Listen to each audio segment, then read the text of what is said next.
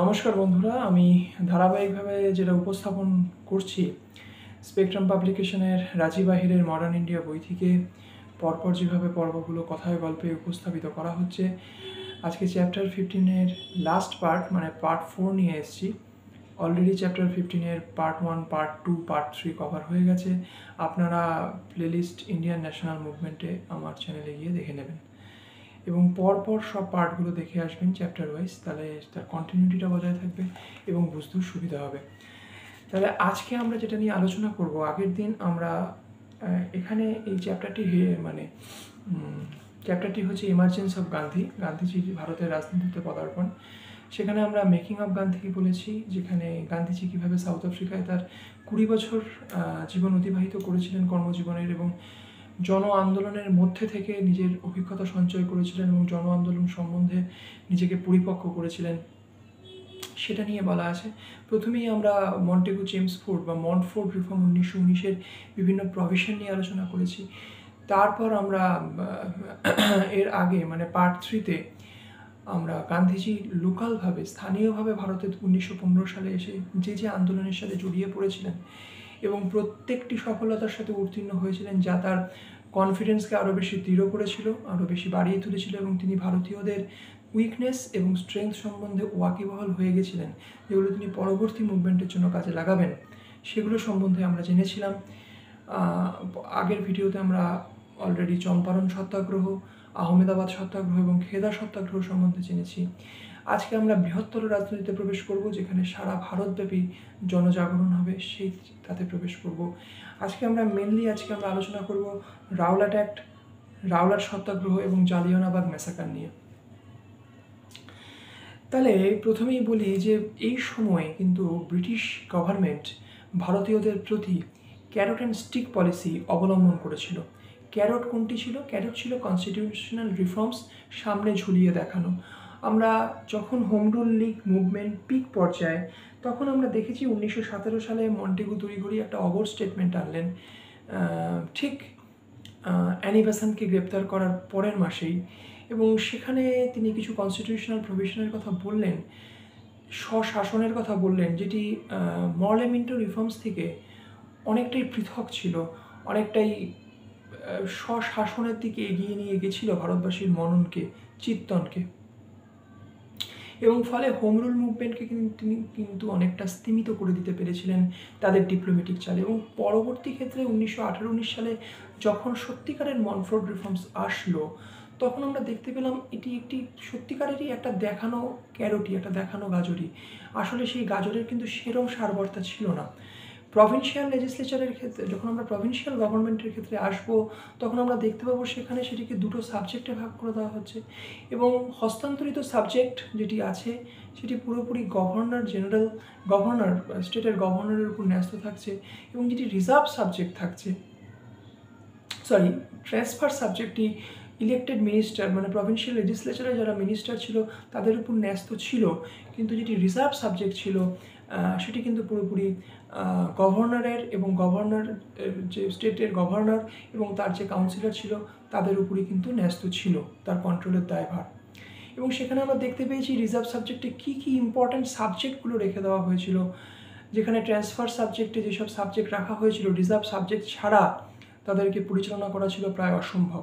তাই জন্য যদিও বলা হয় যে স্থানীয় ক্ষেত্রে বা প্রদেশভিত্তিক ক্ষেত্রে রেসপন্সিবল গভর্নমেন্ট ইম্পোজ করা হয়েছিল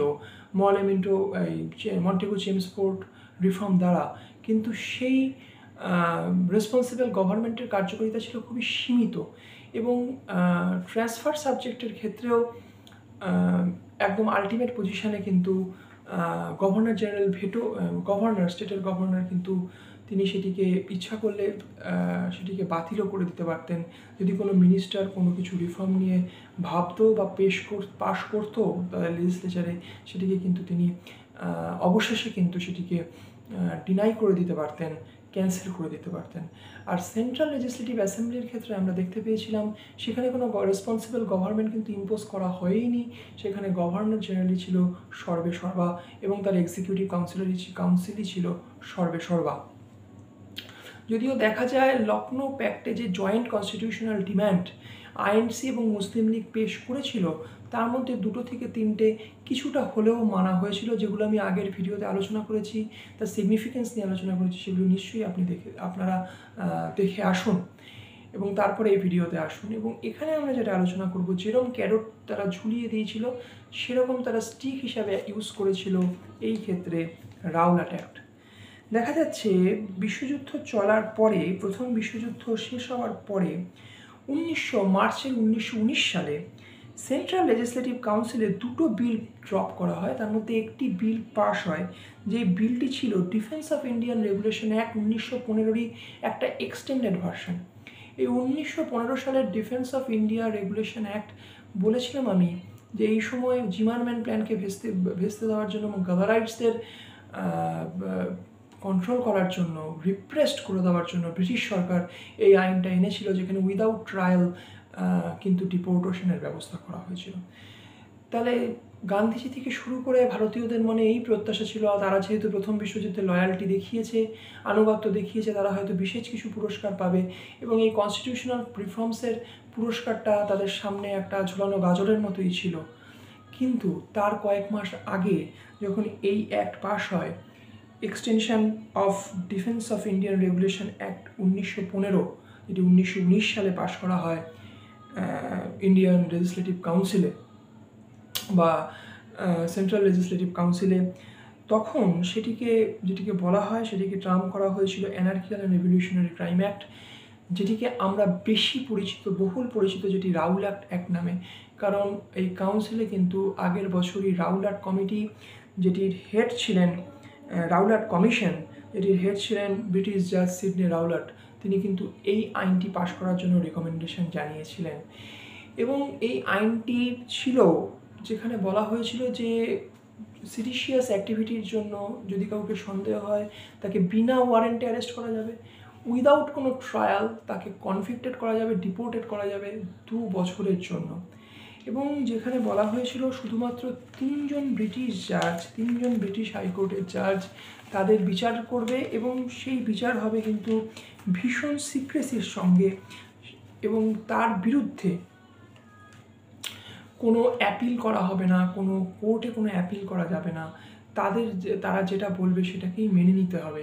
এবং ইভেন তারা ইন্ডিয়ান কিছু এভিডেন্স তারা এমনও আরোপ করে নিতে পারে বা অ্যাডাপ্ট করে নিতে পারে ওই বিচারের সময়, এমন কিছু প্রমাণও তারা সংঘবদ্ধ করতে পারে যেটা ইন্ডিয়ান এভিডেন্স অ্যাক্ট সেটাকে মানে না বা সামর্থ্য দেয় না। সেরকম এভিডেন্সও কিন্তু তারা নিয়ে নিতে পারে তাদের বিচার করার জন্য বা তাদের জন্য বিচার দেওয়ার জন্য, যেটি ভীষণ অসন্তোষজনক ছিল, একটি ভীষণ রিপ্রেসিভ অ্যাক্ট হিসেবে গণ্য হয়েছিল। এবং এই কারণে যারা ইন্ডিয়ান লেজিসলেটিভ কাউন্সিলের যারা ইলেক্টেড মেম্বার ছিলেন, যেমন মোহাম্মদ আলী জিন্নাহ, মদন মোহন মালব্য, মাজারুল হক, এরা কিন্তু তৎক্ষণাৎ কিন্তু তার প্রোটেস্টে কিন্তু সেখান থেকে রিজাইন দেন, সেখান থেকে রেজিগনেশন দিয়ে বেরিয়ে আসেন। এবং এই সময় কিন্তু আমরা এখন যে সংবিধানে যে রিটের কথা পড়ি, বন্দি প্রত্যক্ষকরণ রিট, যেটি একটি ভীষণ গুরুত্বপূর্ণ, যেটাকে হেভিয়াস কর্পাস বলি, ইন্ডিভিজুয়াল ফ্রিডমের জন্য, সেই রিটকেও কিন্তু তখন বানচাল করে দেওয়া হয়েছিল এবং সেই রিটকে কিন্তু ক্যান্সেল করা হয়েছিল। বলা হয়েছিল এই সময় কিন্তু এই রিট কিন্তু আরোপ করা যাবে না বা এই রিটের কোনো কার্যকারিতা থাকবে না।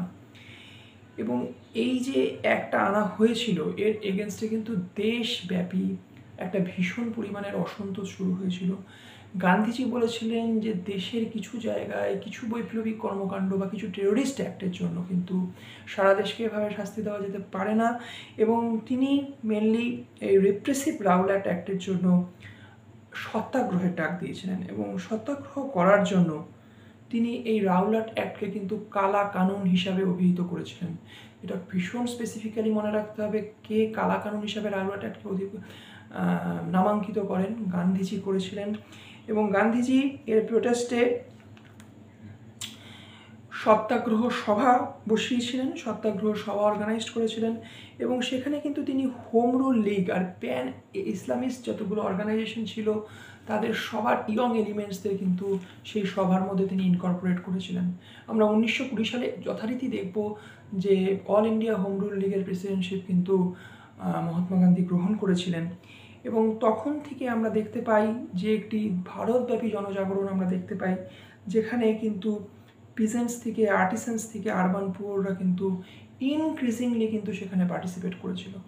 এক্সট্রিমিস্টরা যে জিনিসটা খুব স্মল স্কেলে করতে পেরেছিল, স্বদেশীরা অনেকটা করতে পেরেছিল, রেভলিউশনারিরা একদমই করতে পারেনি, এই যে মাস মুভমেন্টকে একত্রিত করা, যেটা আবার হোম রুল লীগ মুভমেন্ট অনেকটা অংশে করতে পেরেছিল বা সমর্থ হয়েছিল, সেটি সবচেয়ে বেশি সমর্থ যিনি হয়েছিলেন এই মাস মুভমেন্টকে caste, religion, section, irrespective of caste, religion and সেকশনের ব্যতিক্রমে সব মানুষকে এক জায়গায় আনার জন্য, তাদের প্রফেশনের ব্যতিক্রমে তিনি ছিলেন একমাত্র মহাত্মা গান্ধীজি।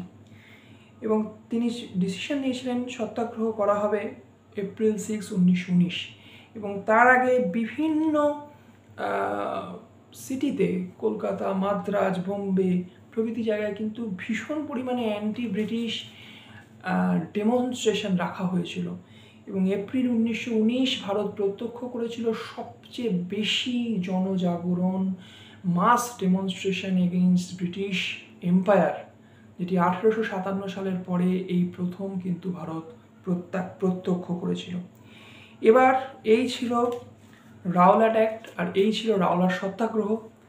এরপর আমরা আসবো যেটি সবচেয়ে রিমার্কেবল ইনসিডেন্টস এই সময় ঘটে যায়।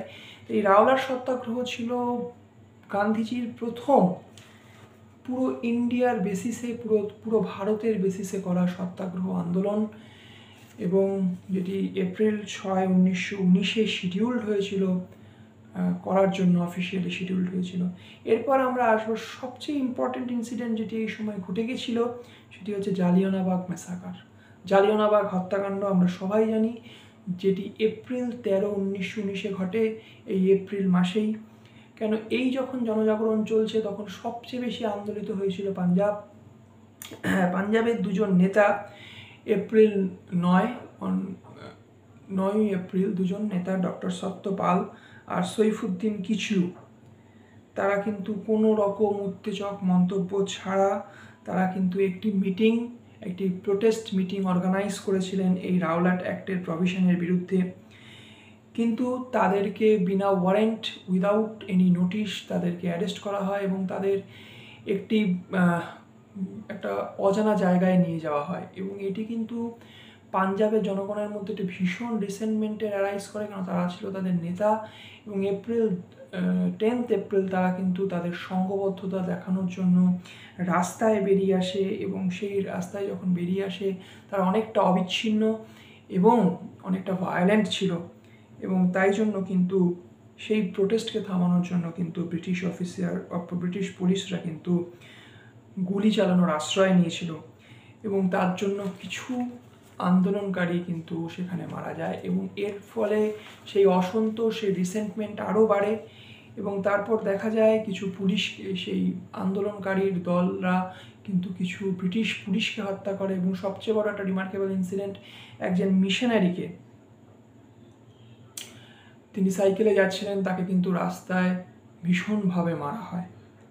এবং এই ঘটনাটি ব্রিটিশরা ভালো চোখে নেয়নি, এবং এমনভাবেই ভালো চোখে নেয়নি যে তখন ব্রিগেডিয়ার জেনারেল, যিনি আর্মি পার্সন, একটু ভালো করে এই জায়গাটা বুঝতে হবে, ব্রিগেডিয়ার জেনারেল রেগানাল্ড ডায়ার, তিনি আসেন পাঞ্জাব প্রভিন্সে, এবং তিনি এসে মার্শিয়াল ল ইম্পোজ করেন। যদিও বলা হয়, পরে যখন তদন্ত করা হয় তখন বলা হয় তখন কিন্তু অসন্তোষ অনেক কমে গেছিল, প্রোটেস্ট থেমে গেছিল, তখন কিন্তু মার্শিয়াল ল ইম্পোজ করার কোনো দরকার ছিল না, কিন্তু তিনি মার্শিয়াল ল ইম্পোজ করেন, এবং কিছু প্রোক্লামেশন তিনি জানান।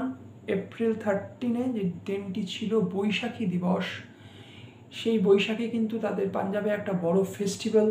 সেই 1919-এর 13 এপ্রিল, 10 এপ্রিল এই ঘটনাটা ঘটে যাওয়ার পরে 13 এপ্রিল কিন্তু ব্রিগেডিয়ার জেনারেল রেগানাল্ড ডায়ার, তিনি কিন্তু কিছু প্রোক্লামেশন ওখানে আনেন, যেখানে মার্শিয়াল ল ইম্পোজড হয়েছে, এবং যেখানে বেশি মানুষ একত্রিত হবে মোর দ্যান 3 মানে 3 জনের বেশি মানুষ একত্রিত হবে, সেখানে কিন্তু সেই অর্গানাইজেশনকে ভেঙে দেওয়া হবে এবং অ্যারেস্ট করা হবে। কিন্তু বৈশাখী ডের দিন দেখা যায় যে অনেক সাধারণ মানুষ যারা বৈশাখী দিবসকে মাথায় রেখে পাঞ্জাবের জালিয়ানবাগে জড়ো হয়েছিল, কারণ সেই জায়গাটা ছিল খুব সিগনিফিকেন্ট একটা জায়গা, সেখানে বৈশাখী মেলা হচ্ছিল, সেই জায়গাটা বৈশাখীকে সেলিব্রেট করার জন্য তারা জড়ো হয়েছিল এবং তার মধ্যে কিছু গুটি কয়েক প্রোটেস্টার ছিল। কিন্তু general brigadier without any warning এবং without further declaration of proclamation, তিনি আর কোনো অ্যানাউন্সমেন্ট না করে, কোনো ওয়ার্নিং না করে, কোনো ফলস ফায়ার না করে তিনি ওই একটি জায়গা, জালিয়ানবাগের সেই জায়গাটার যে একটাই এক্সিট পয়েন্ট, সেই পয়েন্টটাকে বন্ধ করে দিয়ে তিনি নির্বিচারে 1600 বুলেট কিন্তু তিনি তার যে আর্মি যারা ছিল, আর্মি পার্সোনালদের পুরো সেই জায়গাটাকে ঘিরে তিনি 1600 রাউন্ড বুলেট ফায়ার করেন এবং ফলে 20,000-এর বেশি মানুষ ওখানে জড়ো হয়েছিল এবং তারা ভীষণভাবে একটা অমানবিক একটা হত্যাকাণ্ড ঘটে যায়, যেটিকে ভাষায় প্রকাশ করা যায় না। এবং ব্রিটিশ ইন্ডিয়ান সোর্স অনুযায়ী 379 জন মারা গেছিলেন আর 1100 জন আহত হয়েছিলেন। কিন্তু ভারতীয় জাতীয় কংগ্রেস যে হিসাবটা দিয়েছিলেন অপরপক্ষে, তাতে বলা হয়েছিল 1500 জন ভীষণভাবে আহত হয়েছিলেন এবং 1000 জন মারা গেছিলেন। এবং তারপরেও, সেই গুলি চালানোর পরেও যারা পড়ে গেছিল তাদের খুব আনসিভিলাইজড ব্রুটালিটি সাথে ট্রিট করা হয়, তাদের উপর লাঠিচার্জ করা হয়, তারা গুলিতে কাতর তাদের উপরে, এবং তাদের কোনো সাহায্যের হাত তাদের উপর বাড়িয়ে দেওয়া হয়নি। এই ব্যাপারটা নিয়ে আমি আসছি। এবং দেশ জুড়ে প্রতিবাদ শুরু হয়। রবীন্দ্রনাথ ঠাকুর তার নাইট উপাধি পরিত্যাগ করেন, গান্ধীজি তার কাইজারি হিন্দ উপাধি পরিত্যাগ করেন এবং এই সময় গান্ধীজি কিন্তু বলেন, এটি কিন্তু খুব একটি স্পেসিফিক কমেন্ট, এটা মাথায় রাখতে হবে, গান্ধীজি এই সময় বলেছিলেন, cooperation with a satanic রিজাইম was now impossible. এই পার্টিকুলার এই কোটটি তুলে প্রশ্ন আসতে পারে যে গান্ধীজি কোন সময় এটি বলেছিলেন। এটি কিন্তু আফটার জালিয়ানবাগ ম্যাসাকার কিন্তু গান্ধীজি বলেছিলেন এবং সারা দেশ জুড়ে প্রতিবাদ হয়। ব্রিটিশদের মধ্যেও যেমন এপিজে টেলর, তিনি প্রতিবাদ খুব জঘন্যভাবে এটিকে নিন্দা করেন এবং পরবর্তী ক্ষেত্রে দেখা যায় উধম সিং, তিনি রাম মোহাম্মদ সিং আজাদ নামে ওখানে গেছিলেন, তিনি কিন্তু মাইকেল ওডায়ারকে হত্যা করেছিলেন। লন্ডনে মাইকেল ওডায়ারকে হত্যা করেছিলেন 1940 সালে এবং 1940 সালেই তার ফাঁসি দেওয়া হয়, তাকে ফাঁসিতে ঝোলানো হয়। এবং এই যে মাইকেল ওডায়ার, তিনি কিন্তু ব্রিগেডিয়ার জেনারেল রেগালেন ডায়ার ছিলেন না, যিনি ওই গুলির আদেশ দিয়েছিলেন। এই মাইকেল ওডায়ার ছিলেন হচ্ছে তখনকার সময় পাঞ্জাবের গভর্নর, যার সুপারভিশনে এই কাণ্ডটা ঘটেছিল। এরপরে ব্রিটিশরা কিন্তু একটি ডিসঅর্ডার্স ইনকোয়ারি কমিটি বসায় অক্টোবর 14, 1919-এ, যেটা এপ্রিলে ঘটে যায়। তার মে, জুন, জুলাই, আগস্ট, সেপ্টেম্বর, 6 মাস বাদে ব্রিটিশরা কিন্তু বিভিন্ন চাপে কিন্তু অক্টোবর 14, 1919-এ, যেটির নাম ছিল ডিসঅর্ডার্স ইনকোয়ারি কমিটি, যেটি মূলত Lord William Hunter, former solicitor general of Scotland and senator of college of justice of Scotland, এই কমিশনের যিনি প্রধান ছিলেন, তার নামই এই কমিটির নাম হান্টার কমিটি বা হান্টার কমিশন বলা হয়। সেখানে কিন্তু কিছু ভারতীয় সদস্য ছিলেন, যেমন চিমনলাল হরিলাল সেতালবাদ ছিলেন, যেমন পণ্ডিত জগৎ নারায়ণ ছিলেন, যেমন সর্দার সাহিবজাদা সুলতান ছিলেন, আহমেদ খান ছিলেন, এরা প্রমুখ ভারতীয়রা কিন্তু ছিলেন এখানে। এবং এই কমিটি যে রিপোর্ট পেশ করে, সেখানে যখন ব্রিগেডিয়ার জেনারেল ডায়ারকে যখন ডাকা হয়, তিনি বলেছিলেন যে আমি মনে করি না আমি কোনো ভুল কাজ করেছি, কারণ আমি যদি গুলি ফায়ার না করে তাদেরকে শুধুমাত্র ডিসপার্স করে দিতাম, তারা আবার ওখানে আসতো এবং আমার দিকে তাকিয়ে হাসতো এবং সেখানে আমি একটি বোকা বলে প্রতিপন্ন হতাম এবং আমি নিজে বোকা হতে চাইনি। এবং তিনি আরও বলেছিলেন, যখন আমি গুলি করেছি এবং যখন অগণিত মানুষ কাতরাচ্ছে পড়ে, তাদের উপর আমি কোনো সাহায্যের হাত বাড়িয়ে দিইনি, কারণ সেটি আমার ডিউটির মধ্যে ছিল না। আমার ডিউটি ছিল ওই জায়গাটাকে নিরস্ত্র করা এবং ওখানের ভায়োলেন্ট মবকে সরিয়ে দেওয়া।